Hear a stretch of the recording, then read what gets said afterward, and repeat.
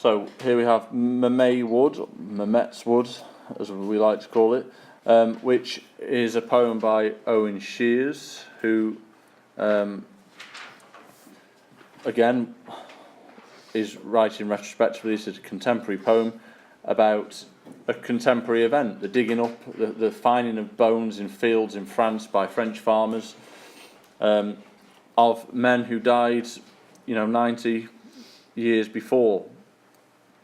And this poem really is looking back at, firstly, the sadness of their death, the memory of what they did, and the horror of their death, and the continuation of the discovery of these bodies, and consequently the continuation of the destruction of that war, of that conflict, not only on the people who've died, but the people who live in the area. Mametz Wood was a wood that both sides wanted to occupy, and the British were ordered to run at this wood basically as cannon fodder. There was no chance of them getting up to this wood that was on higher ground. A vast majority of these men were killed, and the consequences are shown throughout this poem. The verses, the stanzas are written in threes, in tercets, which could represent a number of things. It could represent the uniform nature of the military. It may not represent that. It's something perhaps you won't talk about in the exam, but something to explore further. It's in the third person. It's got that distance that you get with the Charge of the Light Brigade, the distance of time and the distance of perspective, of considered opinion and views and research on an event many years before. It's quite sad in some respects. It's reflective, and the imagery is certainly gives you something to contemplate, to consider the effects of conflict upon people.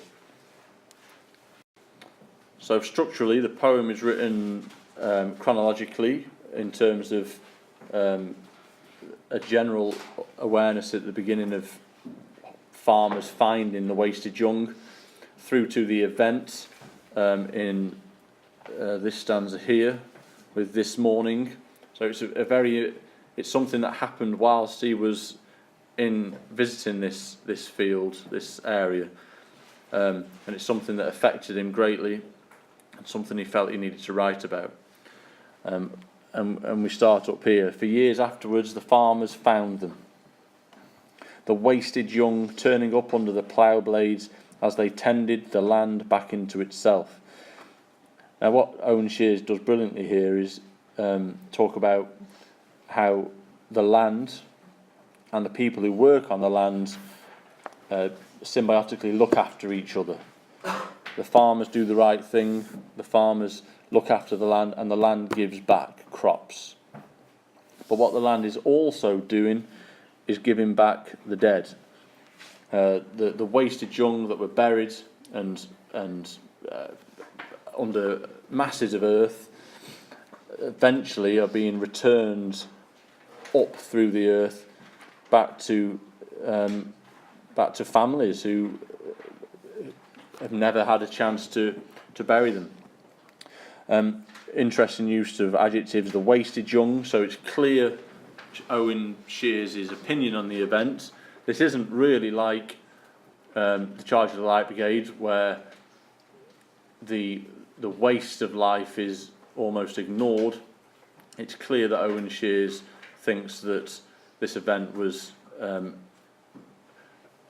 disgraceful in some senses, as they tended the land back into itself. So again, we get that idea that the farmers are caring, which is not something you could have said 90 years prior to this poem being written.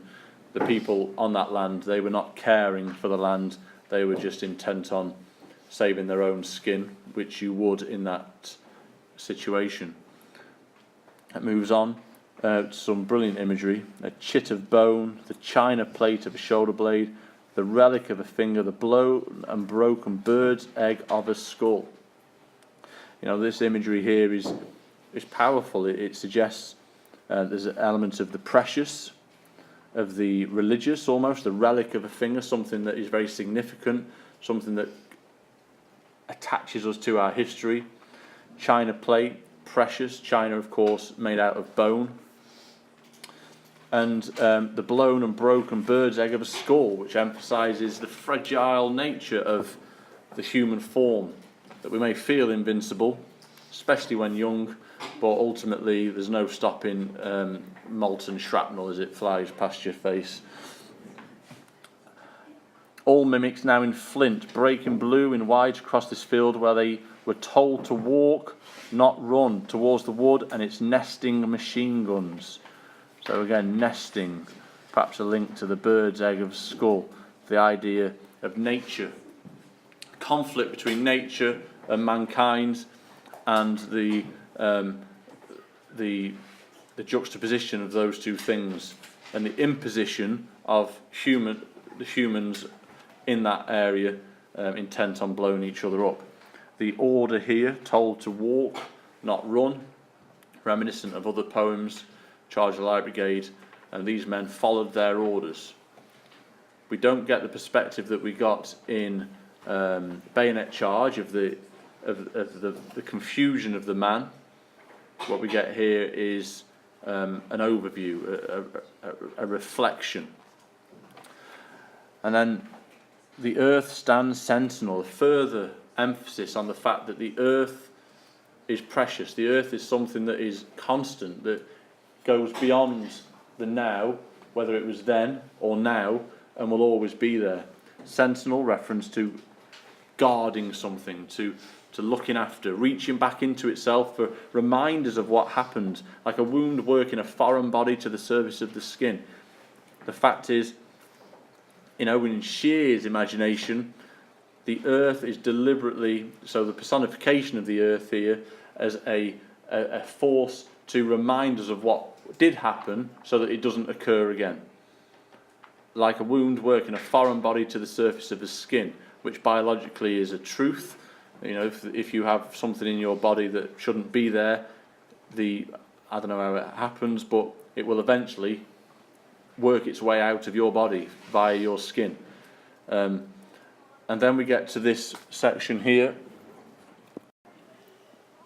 which is that this morning 20 men buried in one long grave, which gives some sense of care of that there was time to bury them, but they were not in individual graves, in one long grave, a broken mosaic of bone. Mosaic again, expensive, precious things, which, if you're a human being, we all appreciate how precious our own lives are, of bone linked arm in arm.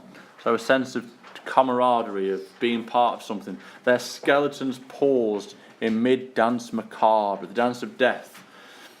Skeletons paused, their lives paused. A real, sense of shame and waste. In boots that outlasted them. The fact is, they were young, and to be outlasted by your boots is not something that you perhaps desire. Their socketed heads tilted back at an angle, and their jaws, those that have them, dropped open. Horrific imagery here, which, again, Owen Shears is using to emphasise the nature of this event, and perhaps his point, which is that we shouldn't forget, that we should hold this as a memory, and it's something important to hold on to. So in boots that outlast them, their socketed heads tilted back at an angle, and their jaws, those that have them. That's the gruesome image, that those that didn't have them, they would have been shot in the face, and things tend to fall off when you get shot in the face. Dropped open, as if the notes they had sung have only now, with this unearthing, slipped from their absent tongues, which is a brilliant remembrance of them, that they have something to say, that the song that they could have sung, that was taken away from them, they finally, after 90 years or however long, have the opportunity to proclaim a message to the world that this was awful, unnatural, against nature, that's something that we shouldn't reoccur, which unfortunately does. Slipped from their absent tongues. So again, a sense of decay, a sense of things disappearing, which is a very powerful image. So from a structural point of view, it starts with the idea that currently farmers look after the land, they nurture it for it to give back. We get into the middle and we see how humanity disrespects the land and how it abuses it. But we get this quite a positive message that the earth then tends itself back. It helps. It doesn't hold a grudge. It gives us something back, even the men who have been lost. So there's a positivity to this poem, even though implicitly there's an awful lot of criticism of human nature. Poems that this can be linked to, the reality of battles. You've got Charge of the Light Brigade, Bayonet Charge. In terms of the effects of conflict on nature, you've got Falling Leaves and a few others. And in terms of the effects of conflict, the consequence of conflict, of death, of the arbitrary nature of it, you've got poems like Out of the Blue, where people are taken without any chance of having any say over their own destiny.